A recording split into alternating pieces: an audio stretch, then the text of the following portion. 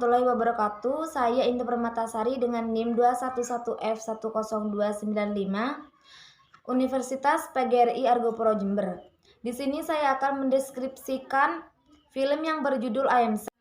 I Am Sam adalah sebuah film drama Amerika tahun 2001 yang ditulis dan disutradarai oleh Jesse Nelson dan dibintangi oleh Sean Penn sebagai ayah penyandang disabilitas intelektual, Dakota Fanning sebagai putrinya yang cerdas dan selalu ingin tahu, dan Michelle Pfeiffer sebagai pengacara.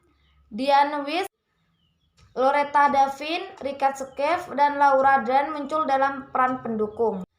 Film I Am Sam berkisah tentang perjuangan Sam, orang tua tunggal yang memiliki disabilitas EQ selevel anak usia 7 tahun atau disebut dengan Down syndrome atau disebut dengan autisme.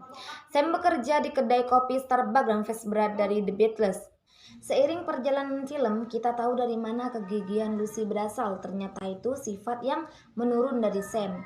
Ketika Lucy menginjak usia 7 tahun, otoritas setempat melalui pihak sekolah menyadari bahwa Sam tidak memiliki kemampuan yang cukup untuk membesarkan Lucy karena disabilitas yang disandangnya, serta ketidakcukupan secara ekonomi.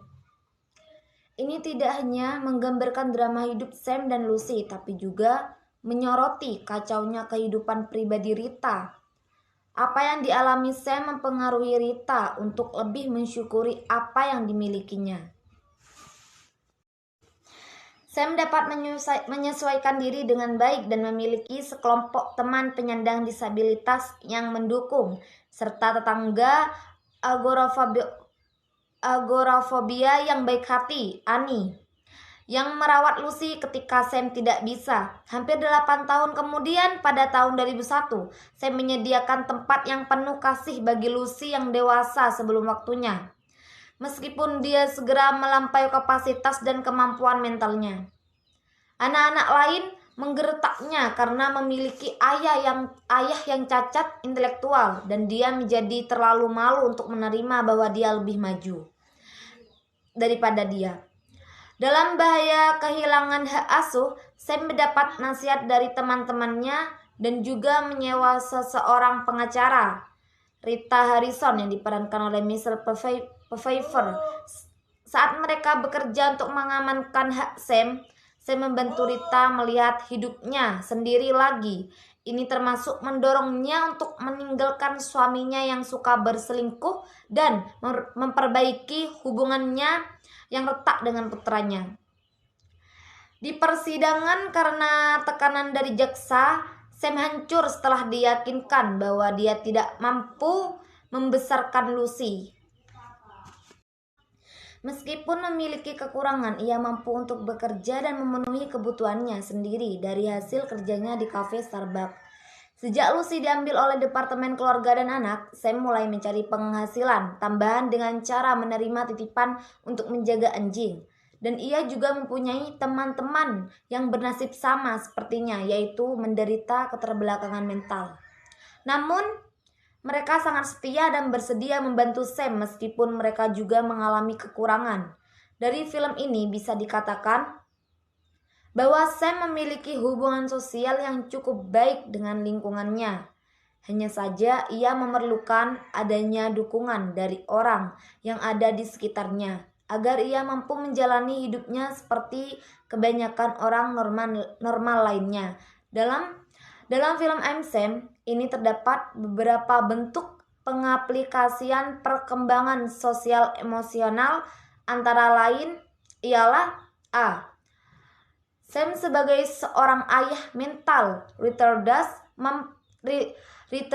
mampu merawat, membesarkan, dan mendidik putrinya menjadi seorang putri yang cerdas, penuh dengan keingintahuan yang besar dan menerima semua kekurangan ayahnya dengan ikhlas.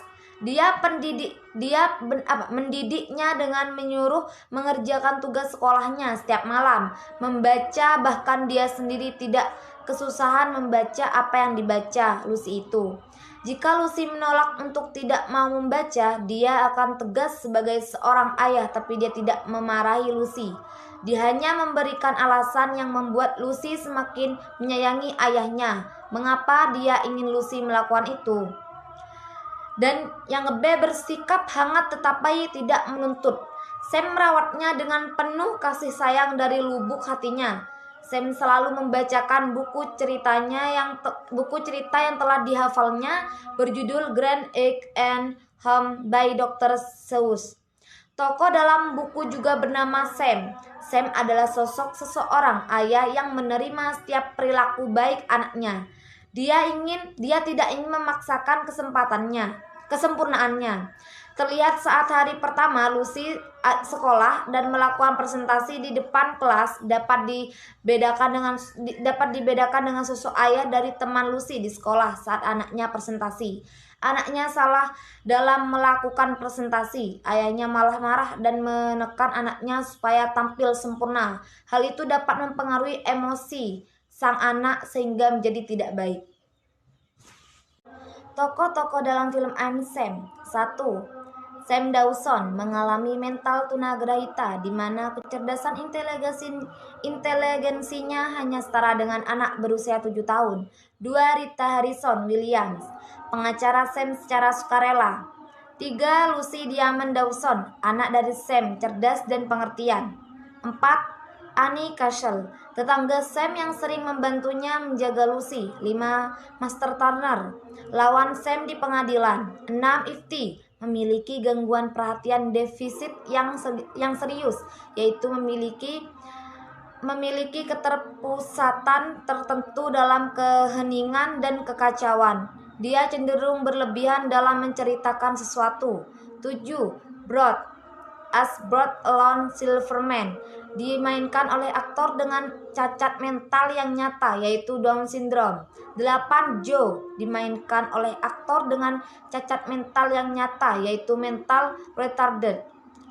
9. Robert, mempunyai sosok overprotective, kekhawatiran yang berlebihan. Hal itu dapat terlihat dari sikapnya yang waspada, meneliti setiap tingkah yang orang lain lakukan, mencurigai Rita, pengacara Sam saat diwawancarai, dan meneliti semua kegiatan di ruang sidang.